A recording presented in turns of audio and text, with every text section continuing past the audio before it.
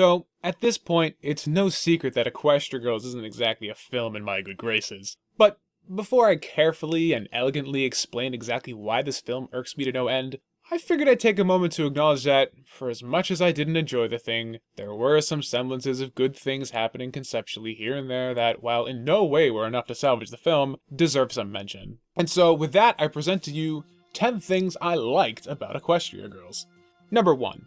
The opening scene. Unsurprisingly, the best part about Equestria Girls is the part of the movie that has absolutely nothing to do with the core concepts of Equestria Girls. The whole intro scene of the film was actually really well done, and I thoroughly enjoyed it. It was a great way to follow up the rather ambiguous ending to Season 3, and actually retconned a few of the last-minute ass-pulls that episode spat out for the sake of time-saving and theatrics, namely, Twilight no longer instantly taking to the mechanics of flight, as she is shown to have issues dealing with her wings, and also is very apprehensive about the concept of being a princess, which is much more in line with her character. She is worried about her performance being up to par with Celestia's expectations, is stressing over the possibility of being responsible for an entire kingdom like Cadence is, and overall is just overwhelmed by the sudden increase in possible responsibility. I feel that this was a much needed epilogue to the events of Magical Mystery Cure, and was written in a way that seemed exactly how Twilight would have taken to such a happening.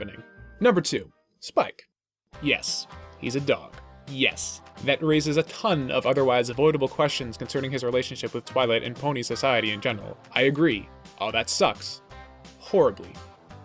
However, Spike is his usual snarky self, even in dog form, and totally rolls with everything that happens while in Canterlot High. His personality lends itself rather well to the nature of this film, since he doesn't take anything all that seriously. Add in the fact that you can't possibly get invested either, and his asshat remarks here and there are suddenly like a breath of fresh air. Like, thank God there's someone besides me that isn't completely caught up in this pseudo-high school drama BS. Spike ends up being your proverbial wingman throughout the film, serving as an outlet for your frustrations. Number 3. The Spike and Rarity role reversal. Yeah, this is kinda creepy when viewed through the lens of their dynamic in the show, but you have to keep in mind that the Rarity from the Canterlot High universe has no idea that Spike harbors feelings for an equine version of herself, nor does she realize he is anything but a normal dog for the majority of the film. Sure would love a scratch behind the old ears. Gah.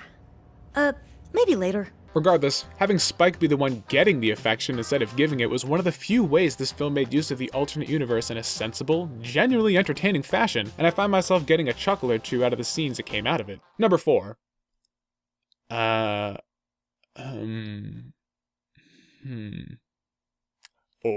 there you have it, folks.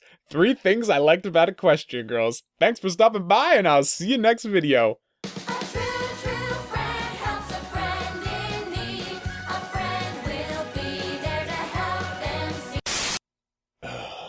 I can't just stop at 3.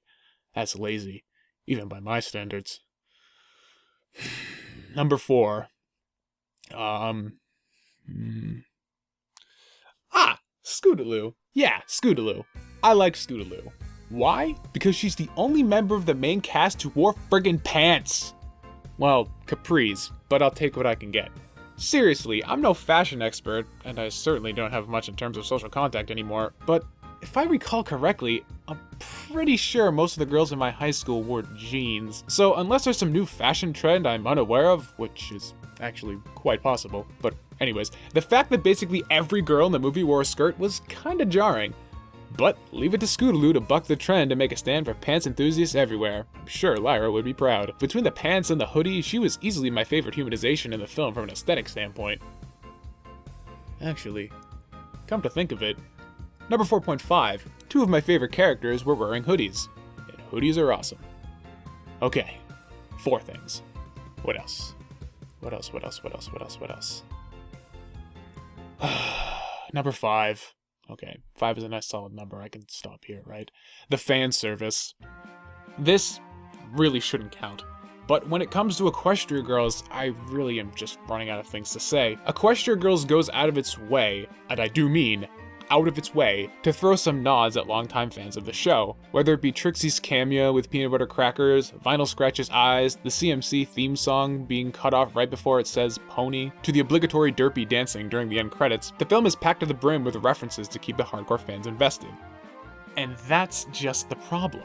The fan service is certainly enjoyable and fun to see for a hardcore pony fan like myself, but it feels like DHX is shaking keys in front of my face, desperately attempting to keep my attention as the meat of the film quickly begins to disengage my interest. Oh, the high school setting is flat, the conflict is written with plot holes? Don't look now, it's Trixie!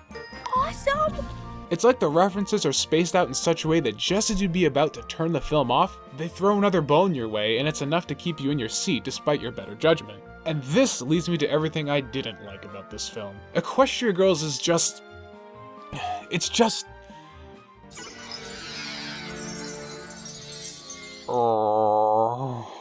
Thanks for watching my YouTube video. If you liked it, hit the thumbs up button thing. And I make videos every week on the technology and cartoons and My Little Ponies. If you like those things, feel free to subscribe because that'd be pretty cool. Who wants a pizza roll? Email this webzone if you want a pizza roll.